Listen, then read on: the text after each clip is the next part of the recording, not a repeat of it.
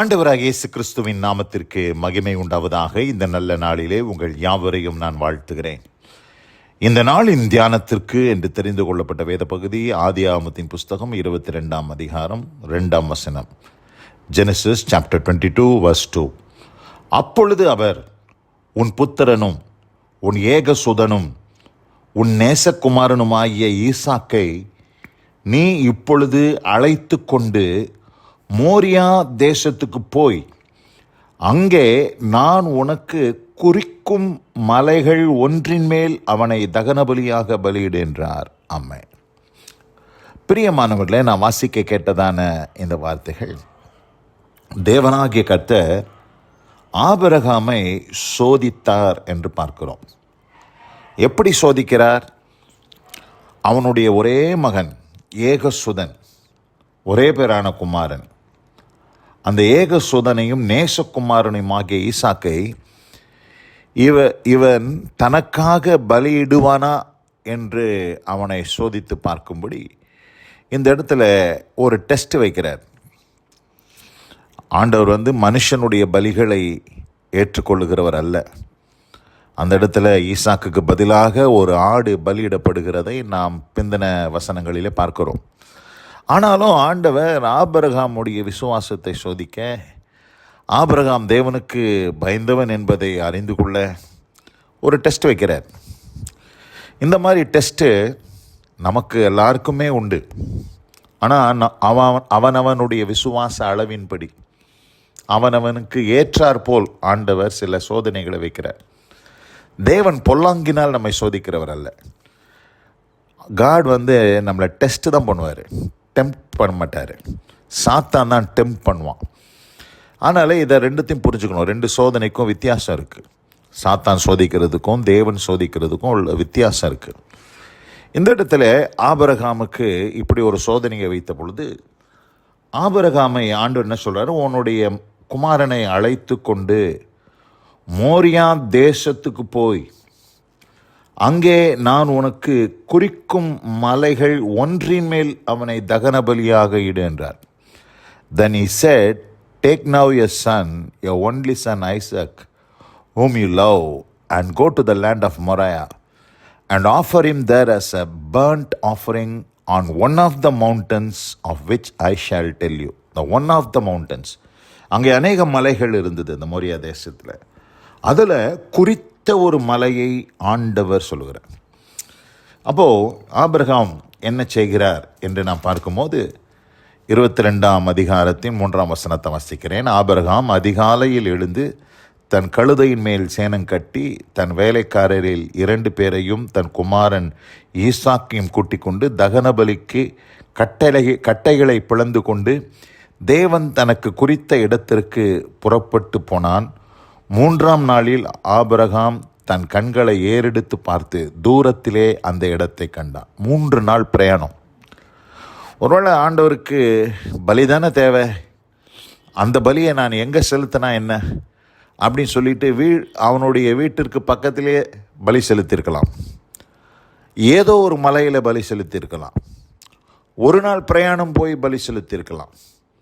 ஆனால் 3ஆம் நாளில் என்று பார்க்கிறோம், 3 days பிரயாணம்.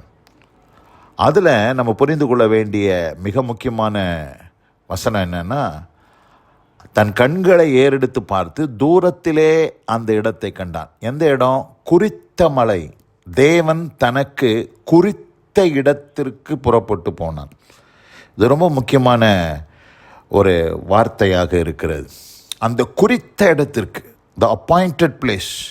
தேவன் எங்கே வரணும், எந்த இடத்துல பலி செலுத்தணும் அப்படின்றத ஆண்டவர் குறித்து வைத்திருக்கிறாரோ, குறிப்பாக அந்த ஸ்பாட்டுக்கு, ரைட் ஸ்பாட்டுக்கு ஆபிரகாம் தன் குமாரனை அழைத்து கொண்டு போனதை தேவன் நம்ம அறிந்திருக்கிறோம். அந்த இடத்துல தன் குமாரனை பலி செலுத்துவதற்கு அவன் தன் கைகளை ஓங்குகிறான். 11ஆம் வசனத்தை வாசிக்கிறேன். ஆதியாகமம் 22:11. அப்பொழுது கர்த்தருடைய தூதனானவர் வானத்திலிருந்து ஆபிரகாமே ஆபிரகாமே என்று கூப்பிட்டார். அவன் ஏதோ அடியேன் என்றான். அப்பொழுது அவர், பிள்ளையாண்டான் மேல் உன் கையை போடாதே, அவனுக்கு ஒன்றும் செய்யாதே, நீ அவனை உன் புத்திரன் என்றும் உன் ஏக சுதன் என்றும் பாராமல் எனக்காக ஒப்பு கொடுத்தபடியினால் நீ தேவனுக்கு பயப்படுகிறவன் என்று இப்பொழுது அறிந்திருக்கிறேன் என்றார். அந்த இடத்துல பலிபீடத்தை கட்டி அந்த இடத்துல பலிபீடத்தில் தன் குமாரனை கிடத்தி பலி செலுத்தும் போது கர்த்தர் அதை தடுத்து நிறுத்துகிறார். இப்போது பலிபீடம் கட்டியாச்சு, விறகுகள் அடுக்கப்பட்டாயிற்று. இப்போ தகன பலிக்கான ஒரு மிருகம் அங்கே தேவை. இப்போ என்ன பண்ணுறது? ஆபிரகாமை பார்த்து ஆண்டவர், உன் குமாரனை பலியிடாத, நான் உன்னை சோதிப்பதற்காக தான் இதை செஞ்சேன், நீ எனக்கு பயப்படுகிறியான்னு பார்ப்பதற்காக இதை செய்யுதுன்னு சொல்லிட்டாரு. சொன்ன உடனே 13ஆம் வசனத்தில் பாருங்கள், ஆபிரகாம் தன் கண்களை ஏறெடுத்து பார்க்கும்போது இதோ பின்னாக புதரிலே தன் கொம்புகள் சிக்கி கொண்டிருந்த ஒரு ஆட்டுக்கடாவை கண்டான். அப்பொழுது ஆபிரகாம் போய் கடாவை பிடித்து அதை தன் குமாரனுக்கு பதிலாக தகன பலியிட்டான். அப்போ ஆண்டவர் அந்த இடத்துல ஒரு ஆட்டுக்கடாவை ஏற்கனவே ஆண்டவர் பிளான் பண்ணி அந்த இடத்துல அந்த புதரில் அதனுடைய கொம்புகள் சிக்கி கொண்டு அதை ஆயத்தப்படுத்தி வைத்திருக்கிறத நம்ம பார்க்கணும். இன்றைக்கி நம்ம என்ன சத்தியத்தை கற்றுக்கொண்டோன்னு சொன்னால், அந்த குறித்த மலை, அந்த அப்பாயிண்டட் பிளேஸ், ஆண்டவர் எந்த இடத்துல ஆபிரகாமுக்கு அந்த மலையை குறித்தாரோ அந்த இடத்திற்கு ஆபிரகாம் அங்கே கடந்து வந்து அந்த இடத்துல பலி செலுத்த அவன் முற்பட்ட பொழுது அங்கே தான் ஒரு ஆடு ஆயத்தமாக்கப்பட்டது.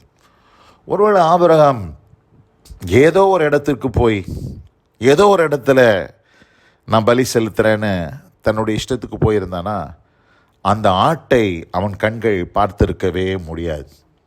அதனால்தான் இங்கே 14ஆம் வசனம் சொல்லுது, ஆபிரகாம் அந்த இடத்துக்கு யெகோவா ஈரே என்று பெயரிட்டான், அதனாலே கர்த்தருடைய பர்வதத்தில் பார்த்து கொள்ளப்படும் என்று இந்நாள் வரைக்கும் சொல்லப்பட்டு வருகிறது. கர்த்தருடைய பர்வதத்தில், அப்போ கர்த்தருடைய பர்வதம், ஆண்டவர் ஒரு பர்வதத்தை ஆண்டவர் நியமிச்சிருக்கிறார்.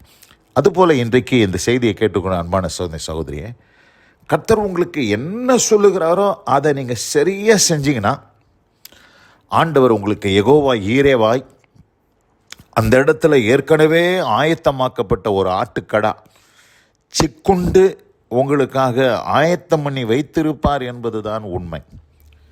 இன்றைக்கி நம்ம அநேக நேரங்களிலே தேவன் சொல்லுகிற வார்த்தைகளை அப்படியே முழுமையாக நம் கீழ்ப்படுகிறதல்ல, பாதி கீழ்ப்படுகிறோம், பாதி கீழ்ப்படிய மாட்டேங்கிறோம்.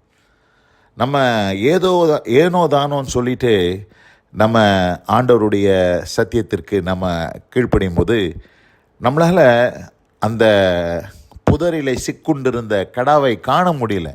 தேவன் நமக்கு யெகோவா ஈரேவா இருக்க முடியல. அதுதான் உண்மை.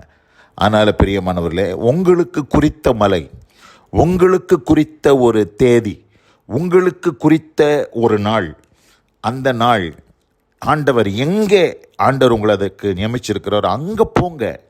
அந்த இடத்திற்கு நீங்கள் அந்த நேரத்தில் ஆண்டவர் சொன்ன மாதிரி நீங்கள் போங்க. அங்கே உங்களுக்காக ஆயத்தமாக்கப்பட்ட அந்த யெகோவா ஈரேயினுடைய அனுபவம் உங்கள் வாழ்க்கையில் உண்டாகும் என்பதில் எந்த சந்தேகமும் இல்லை. இந்த அருமையான இந்த நல்ல நாளில் கூட வசனம் கேட்ட பிள்ளைகள் ஒவ்வொருவரையும் கர்த்தர் தாமே ஆசீர்வதித்து அப்படிப்பட்ட அனுபவத்திற்குள்ளாக வழி நடத்துவாராக. God bless you all. Amen, amen.